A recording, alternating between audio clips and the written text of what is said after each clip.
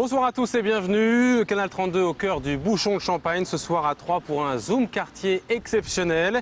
Ici, place de la Libération, un lieu rendu aux Troyens l'an dernier après 5 ans de travaux. Vous allez découvrir avec nos invités dans les 3 parties qui vont guider cette émission l'histoire de ce lieu central à Troyes, de la cité Tricasse et puis de 2000 ans jusqu'à aujourd'hui. On verra tout ce qui a jalonné ce lieu et puis on va également découvrir la rénovation de cette place de la Libération.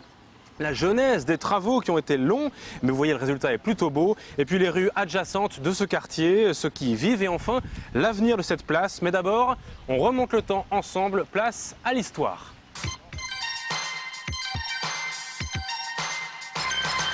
Zoom quartier avec la ville de Troyes.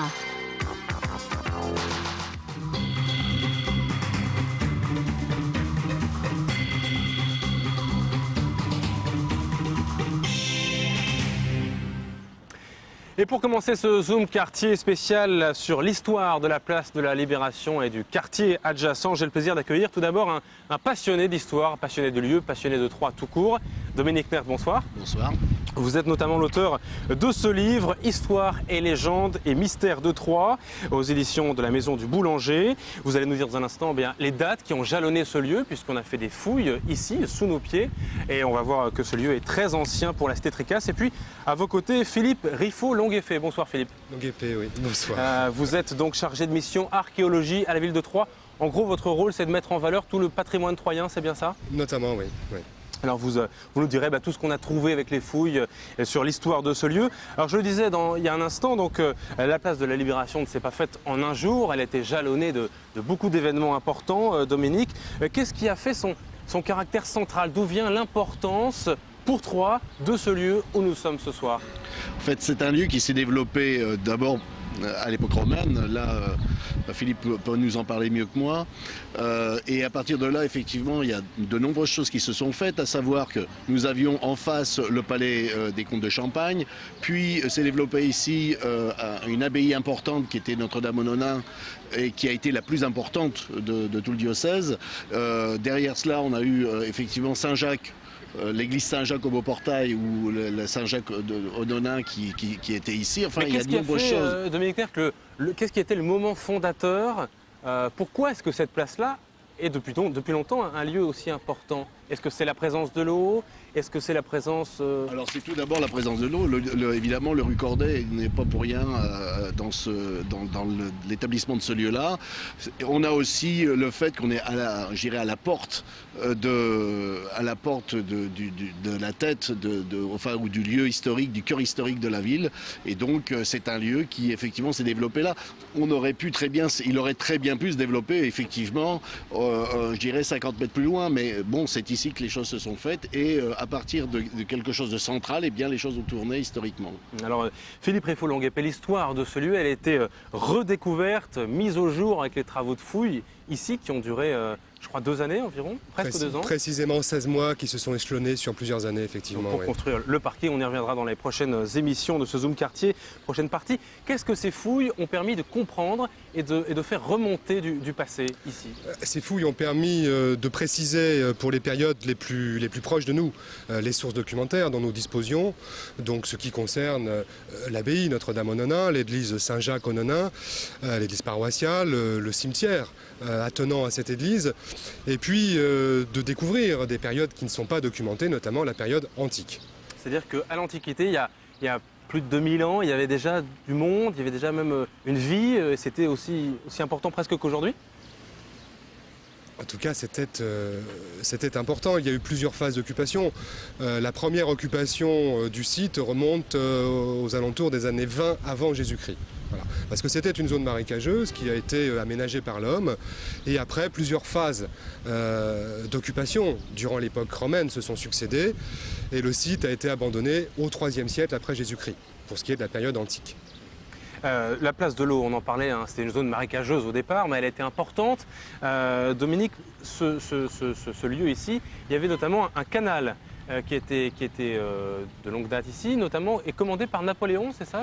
En 1805, effectivement, Napoléon, qui était friand de la campagne champenoise, est venu ici pour commander la création du canal de Haute-Seine.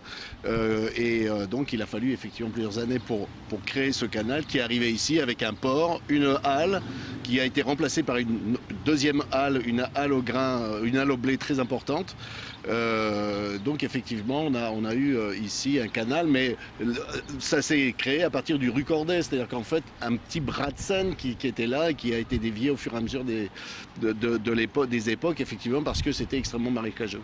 Est-ce que l'eau était aussi importante, j'allais dire, à l'époque donc justement il y a 2000 ans? Est-ce que c'était aussi pour ça que les gens s'étaient installés sur ce lieu? Ça a toujours été le fil conducteur de cette place, c'est un peu ça? L'eau a été d'une part une contrainte parce qu'il a fallu assainir le terrain, mais elle a été aussi une ressource, puisqu'il y a eu des activités artisanales qui ont utilisé l'eau, comme de la tannerie par exemple.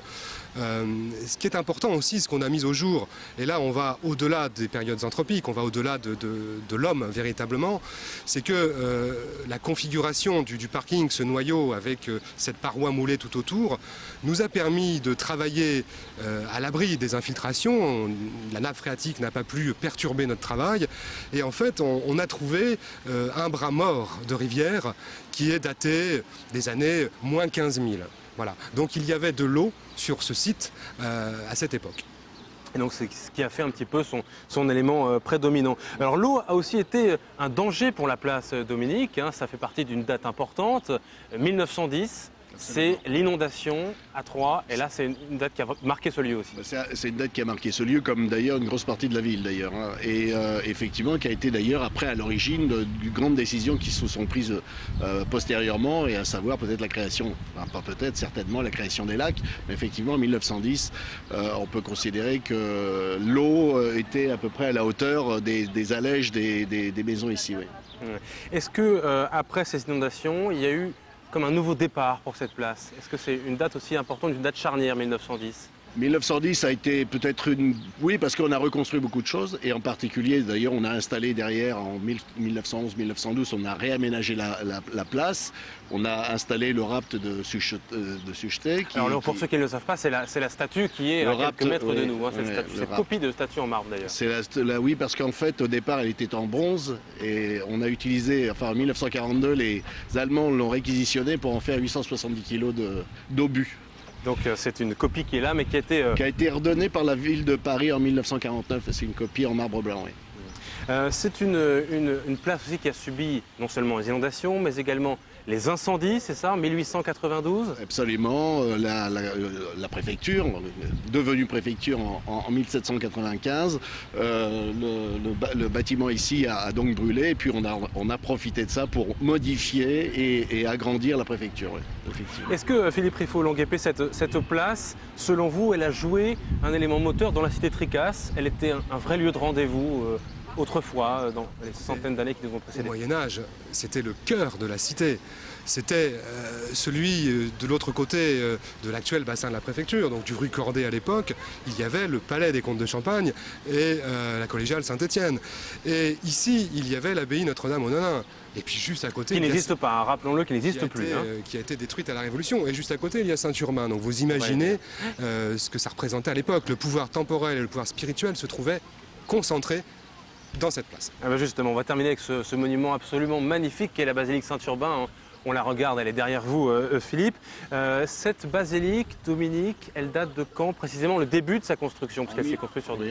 En 1262, puisque effectivement Urbain IV devient pape en 1261.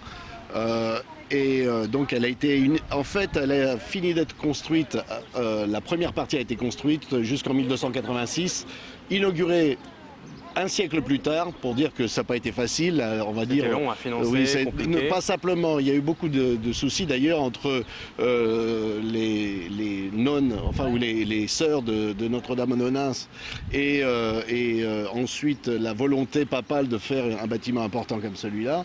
Et puis il a été terminé, c'est-à-dire que les voûtes que vous voyez en pierre ont été terminées au début de ce siècle, enfin du siècle dernier, j'oublie toujours que je suis au XXIe siècle, donc en au début de 1900, tout simplement par la volonté ou la dédicace ou la volonté de violer le duc, qui a envoyé ici un compagnon, d'ailleurs un compagnon charpentier qui s'appelait Ernest Georges, Angevin, Angevin, l'enfant du génie, qui est venu travailler d'abord sur la cathédrale, d'ailleurs au milieu du 19e siècle, et ensuite qui a terminé les voûtes ici. Donc toutes les voûtes sont du 20e siècle en définitive. Est-ce qu'on sait pourquoi est-ce qu'elle a été construite? Est-ce qu'il fallait remplacer la précédente église? Pour quelle destination elle était, cette basilique? Non, c'était tout simplement la volonté du fils de Jacques Pantaléon qui, devenant pape, sur le lieu de l'échoppe de son père, souhaite dédier une basilique ou une collégiale au départ à la fête Dieu qu'il a créée d'ailleurs lui-même à Liège. Et donc à partir de ce moment-là, il va évidemment réquisitionner les terrains qui sont les terrains qui appartiennent à Notre-Dame-en-Onnain, ce qui fait d'ailleurs tous les soucis qu'il aura après. Et donc créer une basilique qui est d'une architecture exceptionnelle, puisqu'on peut surtout à l'extérieur notamment, je trouve. Oui, parce que en définitive, ce que vous voyez là, c'est vraiment une dentelle de pierre, et on est vraiment au paroxysme du gothique. Et vous avez cette qualité de vitraux, cette grandeur, cette surface importante de vitrail que vous retrouvez à la Sainte-Chapelle ou encore à la cathédrale de Metz. Et dernière question, Philippe Riffaud-Longuepée, est-ce que vous seriez pour qu'on puisse expliquer davantage aux Troyens un petit peu plus l'histoire du lieu? Est-ce qu'il y aurait des idées qui seraient possibles pour expliquer davantage tout ce qu'on a découvert pendant ces 5 années incroyables qu'on vient de vivre ici? Il y a des choses qui ont été faites déjà. Mais j'allais dire que soit pérenne peut-être. Il y a une signalétique qui est pérenne, d'ailleurs on peut toujours se renseigner sur différents panneaux et partout ailleurs en centre-ville. Donc on peut prendre en partie connaissance de ce qui a été mis au jour ici. Il y a eu aussi l'aménagement des vitrines de l'accès piéton du parking souterrain. Donc il y a une présentation, pour celui qui cherche de documents matériels, donc d'objets mis au jour, et puis un texte qui vient expliquer ce qui a été trouvé. Maintenant, oui, on peut toujours faire mieux, bien sûr. En tout cas, quand vous repensez à ce chantier, ici, c'était l'un des plus importants du département depuis longtemps. Est-ce qu'il y a un côté nostalgique aussi pour l'amoureux de l'archéologie que vous êtes? C'est sûr. J'ai vécu chaque jour avec ce chantier pendant donc 16 mois sur plusieurs années. C'est la plus grosse opération archéologique préventive qui a été réalisée, entreprise à Troyes. C'est sûr que c'est un chantier de référence, bien sûr. Oui. Parce qu'il a mis au jour beaucoup de choses et il a permis de comprendre davantage l'histoire. D'une part, et puis on est là vraiment dans l'archéologie préventive telle qu'elle s'est mise en place en fait récemment, donc avec un maître d'ouvrage, un opérateur, l'État, et donc en fait j'ai envie de dire un travail scientifique, partenarial. En tout cas, on sent que ça vous passionne, tous les deux. Merci beaucoup à vous. Dominique Nain, je rappelle le titre de votre ouvrage « Histoire, légende et mystère de Troyes » aux éditions de la Maison du Boulanger. Et puis Philippe Riffaud-Longuepée, merci aussi d'être venu ici sur ce plateau en plein air pour ce Zoom quartier spécial Histoire, place de la Libération. On se retrouve dans une courte pause pour un numéro spécial d'Envie de sortir ici. A tout de suite. Merci à vous.